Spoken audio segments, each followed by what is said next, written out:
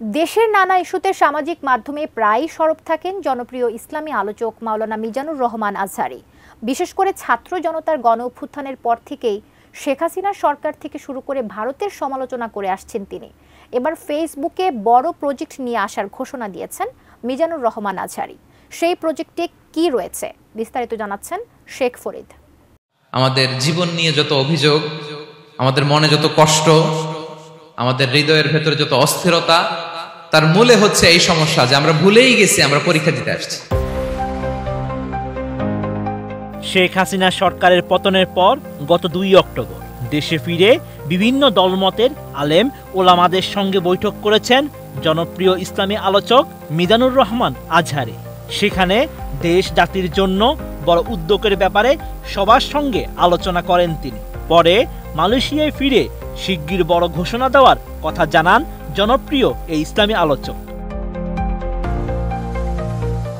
3 December মঙ্গলবার নিজের verified Facebook পেজে এ নিয়ে একটি স্ট্যাটাস দেন মিজানুর রহমান আজহারী। লিখেছেন, জাতির জন্য একটি স্বপ্ন বোনা হচ্ছে। এই স্বপ্নের কথা দেশে এসে আপনাদের সাথে শেয়ার করেছিলাম কিছুদিন আগে। তখন আন্তরিকভাবেই অনেক শুভাকাঙ্ক্ষী একাডেমিক প্রতিষ্ঠান এই উদ্যোগের অংশ হতে চেয়েছিলেন। নানা গুরুত্বপূর্ণ পরামর্শ আমি আপনাদের থেকে পেয়েছি। আমাদের পরিকল্পনাটা এবার শূন্য থেকে দৃশ্যমান করতে চাই। এলো ভিশন মুশকিল আসান অফার। যে কোনো ব্র্যান্ডের পুরনো ফ্রিজ নিয়ে চলে আসুন ভিশন শোরুমে আর নিয়ে যান নতুন ভিশন ফ্রিজ 20% পর্যন্ত ছাড়। ওই স্ট্যাটাসে আজহারী আরও লিখেন, জনকল্যাণমূলক কাজের পাশাপাশি গতানুগতিক ধারার বাইরে একটা গ্রাউন্ড ব্রেকিং শিক্ষা প্রতিষ্ঠান গড়ে তুলতে হবে, যেখান থেকে জাতিকে লিড দেওয়ার মতো দক্ষ ও সৃজনশীল একটি নতুন প্রজন্ম আত্মপ্রকাশ করবে। ইসলামী মূল্যবোধকে ধারণ করে যারা দেশ ও মানবতার কল্যাণে কাজ করবে। জনপ্রিয় এই ইসলামী স্কলার লিখেন, ইংরেজিতে একটি কথা আছে, ড্রিম বিগ। হ্যাঁ, আমাদের স্বপ্নটা একটু বড়ই।